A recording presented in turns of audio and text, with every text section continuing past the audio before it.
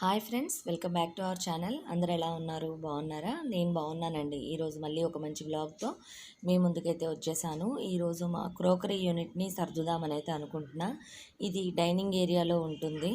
ఇక్కడ నేను starting shift అయినప్పుడు తీసుకొచ్చి పెట్టిన ఈ సామాన్ అంతా కూడా ర్యాండమ్గా పెట్టేశాను అనమాట.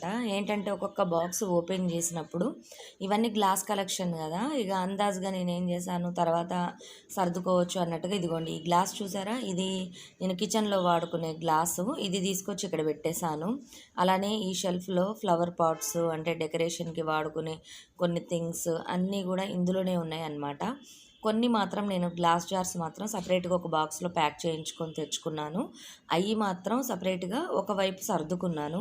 పైనన్నీ కూడా కప్సే ఉన్నాయన్నమాట. చాలా నెంబర్ ఆఫ్ వెరైటీస్ ఉంటాయి కదా నా దగ్గర, అవన్నీ కూడా అలా పెట్టున్నాయి. ఇప్పుడు వాటన్నిటిని కూడా సర్దుదాం అనుకున్నా. అంటే ఇలా కిచెన్లో ఈ షెల్ఫ్ని ఆర్గనైజ్ చేయడానికి నాకు దాదాపుగా 6 months పట్టిందండి. అంటే ఆర్గనైజ్డ్గా ఉంచడం వేరు, వాడుకోవడానికి కన్వీనియంట్గా ఉంచుకొని వాడుకున్నాను మొన్నటిదాకా. ఇప్పుడైతే ఆర్గనైజ్ చేస్తున్నాను. అంటే ఏంటంటే కొంచెం అందంగా కనిపించడం, కొద్దిగా డెకరేటివ్ పర్పస్లో యూజ్ చేస్తూ ఉన్నాను అనమాట. ఇప్పుడు దాన్ని అట్లా వాడుకుంటున్నాను. అది సెట్ చేయడానికి అంత టైం పట్టింది. కూరగాయలు తీసుకొచ్చాను. ఇక అన్నీ కూడా బాక్సెస్లో సర్ది పెట్టుకుంటున్నా. పక్కన నేను వాయిస్ ఓవర్ ఇస్తుంటే మా బాతులు అయితే ఒకటి అరుస్తూ ఉన్నాయి. ఏమనుకోవద్దు డిస్టర్బెన్స్గా ఉంటే కనుక. ఇప్పుడు నేనైతే పచ్చిమిర్చిని తొడాలు తీసుకొని ఈ విధంగా స్టోర్ చేసుకున్నా. కొత్తిమీరను కూడా దానిలో ఉన్న అంతా కొంచెము ఉంటాయి కదా, చిన్న చిన్న గడ్డి ముక్కలు అలాంటి పాడైపోయిందంతా క్లీన్ చేసి పెట్టుకున్నా. ఇప్పుడైతే ఈ దోసకాయని పచ్చడి చేద్దాం అనుకుంటున్నా. దోసకాయలో ఈ టైప్ ఆఫ్ దోసకాయ చాలా బాగుంటుంది. ఇదేంటంటే మనకి కండ ఎక్కువ ఉంటుంది, గింజలు తక్కువ ఉంటాయి. పప్పుకి కానీ పచ్చడికి కానీ చాలా బాగుంటుంది. ఇలాంటివి దొరికితే కనుక డెఫినెట్గా తెచ్చుకోండి. కానీ ఒకేసారి పెద్ద కాయ తెచ్చుకోవద్దు, చేదు ఉందనుకోండి మొత్తం చేదే ఉంటుంది. అందుకని చిన్న కాయలు ఉంటాయి దీంట్లో, అలాంటివి తెచ్చుకోవచ్చు. ఒక్కొక్కటే 1/2 kg దాకా ఉంటుంది చిన్నదైనా కూడా. ఇది నేను చట్నీ చేద్దాం అనుకున్నా కదా, ఎందుకంటే చట్నీకి కొంచెం కండ ఎక్కువ ఉంటే బాగుంటుంది అనమాట. గింజలు వాడాం కదా, గింజలు కూడా వాడుకోవచ్చు అండి. కాకపోతే ఏంటంటే అవి కొంచెం డైజెషన్కి కష్టంగా అనిపిస్తాయి. అందువల్ల నేను అవి అయితే వాడను. ఈ పచ్చిమిర్చి కూడా కొంచెం కారం తక్కువగా ఉన్నాయి అన్నమాట. ఇక కొన్ని ఎక్కువ వేసుకొని వాడుకోవాలి. అలానే ఈ బాక్సెస్లో పెట్టుకుంటే మనకి కన్వీనియంట్గా ఉన్నాయండి. కొన్ని వెజిటబుల్స్ అయితే బాగానే ఉన్నాయి, కొన్ని అయితే మాత్రం వాడిపోతున్నట్టుగా అవుతున్నాయి అన్నమాట. అలానే టమాటాలు కూడా తెచ్చాను. టమాటాలు చూసారా ఎంత బాగున్నాయో. నాకు ఎందుకో టమాటా వాడకం ఎక్కువ అయిపోతుందండి. నేను టమాటాలు ఎక్కువ ప్రతి దాంట్లో వాడతాను. టమాటా లేకపోతే నాకు అసలు ఇంట్లో ఏదో వెలితిగా ఉంటుంది.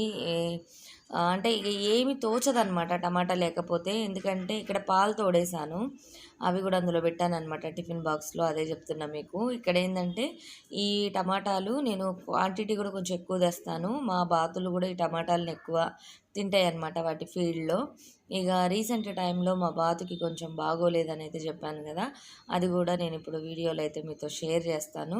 ముందుగా నేను ఇక్కడ ఒక దోసకాయకి అంటే ఇది 1/2 kg ఉంది, టమాటా 1 kg తీసుకున్నాను ఈ పచ్చడి చేద్దామని. ఎందుకంటేనండి మనకి దోశల్లోకి, వేడివేడి అన్నంలోకి, టిఫిన్ బాక్సుల్లోకి ఒక ఎగ్ ఫ్రై చేసేసి టిఫిన్ బాక్స్లో కట్టేసినా కూడా చాలా బాగుంటుంది. ఇక నాకు ఈ మధ్యన కొంచెం హెల్త్ బాగుండట్లేదు. అందువల్ల ఏంటంటే ఇట్లా చట్నీస్ అనుకోండి, నెయ్యి వేసి ఒక బాయిల్డ్ ఎగ్గో లేకపోతే ఒక ఆమ్లెటో వేసేసి పెట్టేసినా కూడా సరిపోతుంది అనమాట. ఆ ఉద్దేశంతో ఇక్కడ నేను ముందుగా పచ్చిమిర్చి వేయించుకున్నాను. దానిలో కొంచెం ధనియాలు, పచ్చిమిర్చి వేగాక కొద్దిగా ధనియాలు వేసుకోవాలి. ఆ తర్వాత నేను కొత్తిమీర కూడా వేసుకున్నా. జీలకర్రను సాల్ట్ అయితే లాస్ట్లో వేస్తాను. జీలకర్ర పచ్చిదేనండి, నేను జీలకర్రని వేయించను. ఏ పచ్చళ్ళలోనైనా సరే ఇక అన్నీ తీసేసిన తర్వాత మిక్సీ జార్లో వేసేసుకుంటాను ఇక డైరెక్ట్గా. అలానే ఇందులో పచ్చి వెల్లుల్లిపాయలు వేసుకోవచ్చు. పచ్చి వెల్లుల్లిపాయలు కొంచెం ఘాటు ఉంటాయి, కొద్దిగా అరగవు అని అనుకునే వాళ్ళైతే మనం పచ్చిమిర్చి వేయించుకునేటప్పుడు వెల్లుల్లిపాయ రెబ్బలు కూడా ఒక 5 నుంచి 6 వేసుకోవాలి. అంటే మనం పెట్టే పచ్చడిని బట్టి, అంటే మనం పచ్చడి ఎక్కువ వాడుతూ ఉంటే ఒక 10 నుంచి 15 వెల్లుల్లిపాయ రెబ్బలు పడతాయి. అలానే టమాటాలు కూడా నేను కట్ చేసుకొని పెట్టుకున్నా. ఈ ప్రాసెస్ అంతా మీకు తెలిసే ఉండొచ్చు, కాకపోతే కొత్తగా ఎవరైనా చూస్తూ ఉంటే వాళ్ళకు ఒక ఐడియా ఉంటుంది కదా. కొంతమంది ఏంటంటే ధనియాలు వేసుకోరండి పచ్చళ్ళల్లో. కొంతమంది ఏంటంటే పచ్చిమిర్చిని కూడా విడిగా వేయించుకోరు, డైరెక్ట్గా టమాటాలు వేగేటప్పుడు పచ్చివి కూడా వేసేసుకొని ఉడకబెట్టేసుకుంటారు. నేనైతే ఈ ప్రొసీజర్లో చేస్తాను, విడివిడిగా వేయించుకుంటాను. టమాటాలు కూడా కాసేపు అయితే కొంచెం ఆయిల్ వేసుకొని మగ్గబెట్టుకుంటున్నాను. తర్వాత ఈ దోసకాయ చేదైందండి. ఖచ్చితంగా దోసకాయలు అయితే చేదు చెక్ చేసుకోవాలి. ఒక్కొక్కసారి దోసకాయ గింజలు తీసేస్తే మనకి కండ బాగానే ఉంటుంది.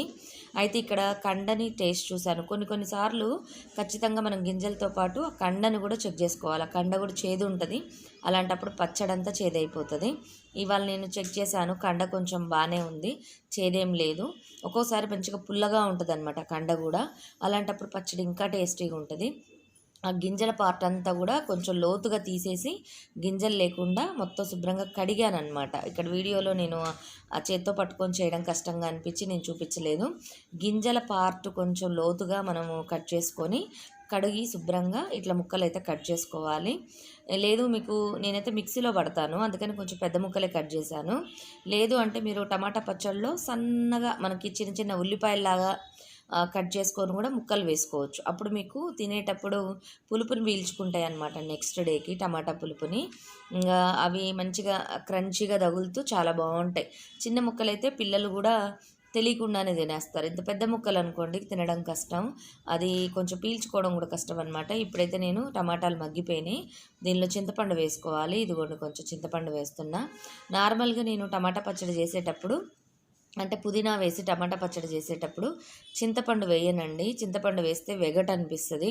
కొంతమంది కరివేపాకును కూడా వేసుకుంటారు మనం పచ్చిమిర్చి వేయించేటప్పుడు. నేను కరివేపాకు వేయించను, వెగటుగా అనిపిస్తుంది, అసలు కరివేపాకు వేయను. ఇప్పుడైతే చింతపండు కూడా ఉడికిపోయింది.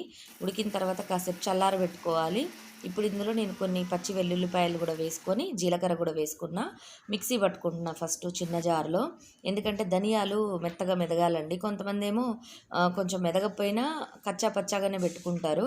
నాకేంటంటే మా పిల్లలు తినాలి కదా, అందుకని నేను ఖచ్చితంగా మంచిగా స్మూత్గా చేసుకుంటా. అయినా కానీ ఇంకా ధనియాలు మెదగలేదని కొంచెం దోసకాయలను కూడా వేసేసుకొని ముక్కల్ని, పచ్చి ముక్కలే, వాటిని మగ్గించలేదు, పచ్చి ముక్కల్ని కొంచెం వేసుకొని మెత్తగా చేసుకుంటున్నా. ఈ విధంగా మెత్తగా పేస్ట్ లాగా అయింది కదా. కొన్ని ముక్కలు చూసారా సైడ్కి ఉంచాను, ఎందుకంటే అవి విడిగా వేస్తానన్నమాట. ఇప్పుడైతే పెద్ద మిక్సీ జార్లో నేను టమాటా పేస్ట్ వేసుకున్నా. తర్వాత చింతపండు అదంతా కూడా ఒకసారి మెదగాలి కాబట్టి తిప్పాను. ఆ తర్వాత దోసకాయ ముక్కలు కూడా వేసుకొని, తర్వాత ఈ చట్నీలో ఉన్న అంటే ఈ గ్రీన్ది ఉంది కదా పచ్చిమిర్చి పేస్ట్, అది కూడా వేసుకొని జస్ట్ బ్లెండ్ చేస్తానన్నమాట. అంతే, రుచికి తగ్గ సాల్ట్ వేసుకుంటే ఇక పచ్చడి అయితే రెడీ అయిపోతుంది. ఇక నేను ఆల్రెడీ అక్కడ పచ్చిమిర్చి పేస్ట్ పట్టేటప్పుడే నేను సాల్ట్ కూడా వేసేసుకున్నా, మళ్ళీ అది మర్చిపోతానేమోనని. నెక్స్ట్ ఇక తాలింపు పెడుతున్నా. ఇక ఇందాక టమాటాలు ఉడకబెట్టిన కళాయిలోనే కొద్దిగా ఆయిల్ వేసుకొని, ఇక మనం పచ్చడికి తగ్గట్టుగా కొంచెం ఆయిల్ ఎక్కువ పడుతుంది. నేను ఎక్కువ క్వాంటిటీ చేశాను కదా, ఎందుకంటే టిఫిన్స్కి కూడా యూజ్ అవుతుంది అన్నట్టుగా, దోశలకు కానీ వీటికి యూజ్ అవుతుంది అన్నట్టు కొంచెం ఎక్కువ చేసుకున్నా అండి. నెక్స్ట్ ఇక నేను తాలింపు గింజలు, తర్వాత కరివేపాకు, ఎండుమిర్చి, ఇంగువ, పసుపు, ఖచ్చితంగా పసుపు వేసుకోవాలి. ఇక వెల్లుల్లిపాయలు అయితే వేయలేదు, ఎందుకంటే నేను ఆల్రెడీ దానిలో వేసాను కదా. కావాలంటే మీరు కొంచెం మెంతిపిండి కూడా వేసుకోవచ్చు, చాలా బాగుంటుంది. నేనైతే వేయలేదు, ఇక మామూలుగా మీరు వేసుకోవాలనుకుంటే వేసుకోవచ్చు అనమాట. ఇక ఫైనల్గా అయితే దోసకాయ టమాటా పచ్చడి రెడీ అయిపోయింది. నేనైతే ఈ ప్రాసెస్లో చేస్తాను, ఒక్కసారి మీరు ట్రై చేసి చూడండి. కరివేపాకు తాలింపులో వేసుకుంటేనే బాగుంటుంది, మిక్సీలో వేసుకుంటే కొంచెం వెగట్ వస్తుంది అనమాట. అందుకని కరివేపాకు ఖచ్చితంగా తాలింపులో వేస్తాను నేను. మంచి స్మెల్ వస్తూ ఉంటుంది. వేడి అన్నంలో ఈ పచ్చడి వేసుకొని నెయ్యి వేసుకుంటే అసలు ఆ స్మెల్లే అసలు ఎలా ఉంటుందంటే ఆకలేస్తుంది అనమాట. మనకి పిల్లలకి తినిపిస్తూ ఉన్నా కూడా మనకి తినాలనిపిస్తుంది అనమాట, అంత బాగుంటుంది. ఖచ్చితంగా ట్రై చేయండి. కొంచెం స్పైసీగానే ఉంచుకోండి చట్నీ, ఎందుకంటే నెక్స్ట్ డేకి కొంచెం సప్పబడిపోతుందండి. ఇప్పుడు బాగున్న చట్నీ నెక్స్ట్ డేకి కొంచెం ఇంకా సప్పగా అయిపోతుంది అనమాట. అందుకని కొద్దిగా స్పైసీగానే చేసుకుంటే చాలా బాగుంటుంది. ఈరోజు అయితే ఈవినింగ్కి నేను టమాటా చట్నీ అయితే రెడీ చేసుకున్నాను, రేపు టిఫిన్ బాక్స్లలో కూడా ఉపయోగపడుతుందని. నెక్స్ట్ చూస్తున్నారు కదా, ఇదిగోండి మా బాతు. ఇది పాపం బాగా కాళ్ళు సడన్గా, ముందు రోజంతా బాగానే యాక్టివ్గా ఉందండి, మార్నింగ్ కూడా కొంచెం కుంటుతూ నడిచింది, కానీ ఇక తర్వాతకైతే అసలు కంప్లీట్గా పడిపోయింది. ఇప్పుడు నేను నిలబెట్టాను కానీ అది అసలు అడుగు వేయలేకపోతుంది, ఒక కాలు మీదనే నిలబడ్డది. మీరు చూసినట్టయితే అవతల కాలు అసలు ఇలా ఇలా ఇలా షేక్ అయిపోతుంది అనమాట. అంతకుముందు కూడా ఈ విధంగానే వచ్చిందండి. ఒక కాలు అట్లా పడిపోయి పాపం ఒక పక్కకే కూర్చుంటుంది, నడవలేకపోతుంది. అలా రెక్కలు కూడా అంటే ఇట్లా విదిలించలేకపోయింది. అదిగోండి కాలు దానంతట అది వెనక్కి వెళ్ళిపోతుంది. కాలులో పట్టు లేదనమాట. అది ఇక అచ్చంగా అట్లా కాలు వెనక్కి వెళ్ళిపోతే ఇక అది నిలబడలేదు కదా. కాళ్ళకు కూడా చూసారా నల్లగా అయింది. వాటిని ఆనెలు అని అంటారనమాట. మేము కేజ్ పెట్టాం కదా, ఆ కేజ్లో ఉండడం వల్ల కాళ్ళకి అట్లా దద్దుల్లాగా లావు లావుగా వస్తాయి అన్నమాట. ఇక అవి లేకపోతేనేమో అడుగున పేపర్ వేస్తాం కదా, అదంతా గలీజ్ చేసేసి ఆ పేపర్లలో ఉన్న వాటి ఇదిని కూడా తినేస్తున్నాయి. అందుకని మేము అడుగున కూడా ఒక చిన్న నెట్ లాగా పెట్టినాం. దానివల్ల ఏంటంటే పాపం వాటికి కాళ్ళకి ఆనెల్లాగా వచ్చినాయి అనమాట. అవైతే ఇంకా లావు లావుగా ఉండే మొన్నటిదాకా. ఇక ఇప్పుడు కొంచెం అవి అలవాటు మానినాయి కదా అన్న ఉద్దేశంతో ఇక ఆ కేజీ కిందది కూడా తీసేసినాం. తీసేసిన తర్వాత కొంచెం ఆ కాళ్ళ నొప్పులు తగ్గినాయి. లేదంటే ఆ కాళ్ళకి పెద్ద పెద్ద పుండ్లు అయితే మనం నడవగలుగుతామా? అట్లా నడవలేం కదా. సేమ్ ఇవి కూడా అంతే అనమాట. ఇంకా వీడైతే పాపం కంప్లీట్గా అసలు అట్లా పడిపోయిండు.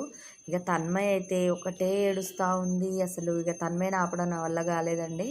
అసలు బాగా ఏడుస్తూ ఉంటే ఇక అట్లనే కేజ్లో పెట్టి ఇక నెక్స్ట్ డేకి హాస్పిటల్కి తీసుకెళ్ళాం.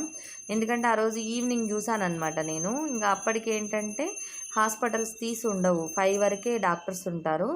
ఇంక అందువల్ల తీసుకెళ్ళడం కుదరలే. నెక్స్ట్ డే ఇక నేను ఆల్రెడీ షార్ట్ పోస్ట్ చేశాను. ఒక 3 డోసెస్ అయితే వేయించాము. ఫస్ట్ డోస్కే కొంచెం నిలబడింది అనమాట. సెకండ్ డే రోజు నేను వీడియో తీసి షార్ట్ అయితే పోస్ట్ చేశాను. ఫస్ట్ డే అయితే అసలు కంప్లీట్గా అసలు లెగలేకపోయింది. ఇప్పుడైతే గుంట పొంగనాలకి ఇక తన్మయ్యకి నెక్స్ట్ డే మార్నింగు నేను టిఫిన్ చేస్తున్నా. మార్నింగ్ స్కూల్కి వెళ్ళాలి కదా. ఇక టిఫిన్కి ఏంటంటే పునుగులది అంటే ఇడ్లీ పిండి కొంచెమే ఉంది. ఇక తనకి మళ్ళీ బయట నుంచి తెప్పించి పెట్టట్లేను అనమాట ఈ మధ్యన. ఇక మ్యాగీ కూడా చాలా వరకు అసలు కంప్లీట్గా ఇప్పుడు ఒక 6 months అవుతుందిలేండి. మ్యాగీ కూడా అసలు తెప్పించట్లా నేను సరుకులల్లో.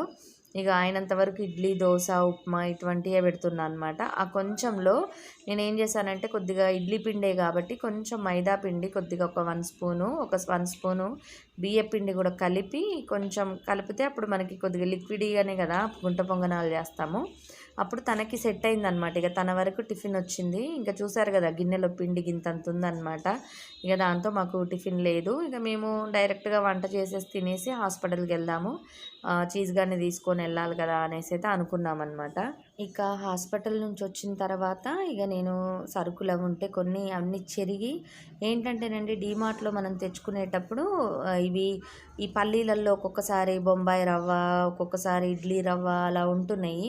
అందుకని అదిగోండి అలా చెత్తలాగా ఉండిపోతుంది అనమాట. ఫ్రిడ్జ్లో పెట్టినప్పుడు ఏమవుతుందంటే తడి తగిలి అది అతుక్కుంటున్నట్టుగా పల్లీలకి అలా అవుతుంది. నార్మల్గా అయితే నేను మందు బిళ్ళలు ఉంటాయి కదా, మృగ్ద్రస్ బిళ్ళలు, అవి వేసి బయటనే ఉంచుతా. కాకపోతే ఏంటంటే కొన్ని పల్లీలు ఇలాంటివి బయట ఉంచితే కలర్ చేంజ్ అవుతాయండి. ఇవి రెడ్గా ఉండకుండా బ్లాక్గా అవుతాయి అన్నమాట. అవి చూడడానికి ఎందుకో అంత మంచిగా అనిపించదు.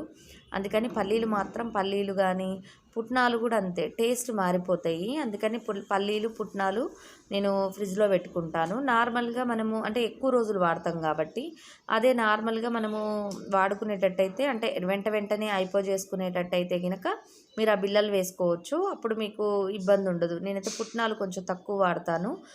బయట ఉంచితే ఏంటంటే ఆ బిళ్ళలు వేస్తే పురుగు పట్టదు కానీ టేస్ట్ మారిపోతుంది. అందుకని అలానే కందిపప్పు, బఠానీలు అవన్నీ కూడా చెరిగి వాటన్నిటిని కూడా నేను డబ్బాలోకి అయితే సర్దేస్తున్నాను.